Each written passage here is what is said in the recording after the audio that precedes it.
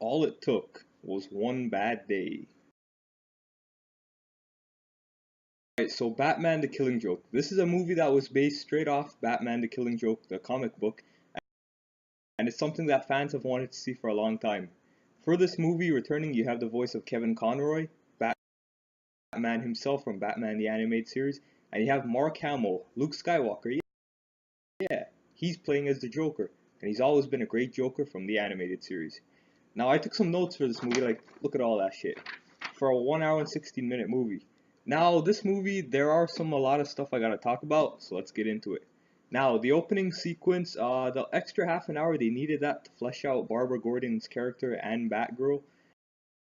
And I feel it does detract a bit from the Killing Joke story and turn into a bit of a Barbara Gordon movie, really. But that extra half an hour, they needed it to get the runtime, basically, and they needed to flesh out the character. Now, that extra half an hour does flesh it out. I noticed that when she did get shot, you did feel it a bit more than if they didn't have it. But to me, that extra half an hour, it does feel a bit out of place. That character that's after her, that guy, what's his name, Pierce Perez or something, and he's after her. Like his role is basically nothing really. It's just added on. I think they should have done more Barbara Gordon, just Barbara Gordon and Batman. And you didn't need that raunchy scene really. Alright, something really cool I noticed in The Killing Joke is the fact that you get to see the Joker's dark side. Yeah, you get to see how evil and cruel and what he really is. In the animated series and the movies, you do see a bit of a dark side, but he's a bit more comedial, yeah. And in this movie, they really showed his dark side and like his backstory. Now let's talk about his backstory. That's something I really liked about this movie.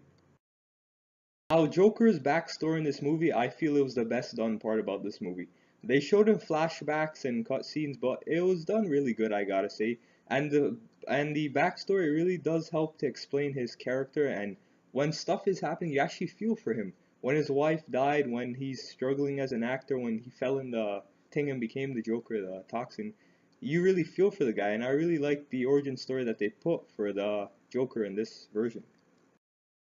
Now, from the animation standpoint, some people were saying they didn't like the animation. It looks a bit too cheap, too old. I feel this animation it actually suited this movie. The saturation and the coloring, it really does look like the Killing Joke comic book, and they really did a good job with the animation. When watching it, it looks pretty good. It's, an animated movie, so the animation for me, I really liked it, and that's what I think of the animation. Now that references are really nice. You've got a comic panel, and they used it as a picture of a newspaper of Batman's first appearance. And you do hear some scenes where he's just like, "Where are they?" So that's let's try it again. Where are they? Yeah, and it does draw. I really like the references in this. Now the best thing about Batman: The Killing Joke would be Joker's origin story, the Joker scenes, Kevin Conroy's voice, and Mark Hamill's voice. The acting, everything in this movie, this voice acting was done really good. I feel in the animation. The only negative about this movie would be that first half an hour, well, that first 28 minutes of the movie. They do flesh out her character, and you do feel for her when she does get shot, but it does feel a bit out of place. That's what I'm gonna say. It doesn't like well, the Killing Joke starts after that 28 minutes, and you notice the switch. I noticed the switch really when it does become the real Killing Joke.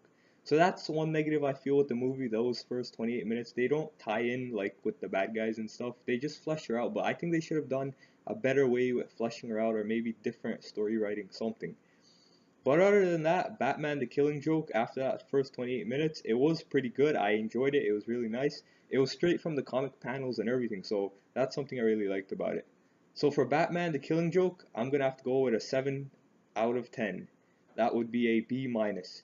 Batman the Killing Joke, it does have good points, good parts. Everything's really good actually. Just those first 28 minutes, that's what helps pull down the score. If not for those first 28 minutes, I feel maybe it would have got maybe a 8.5, maybe a 9. It was really good after those 28 minutes.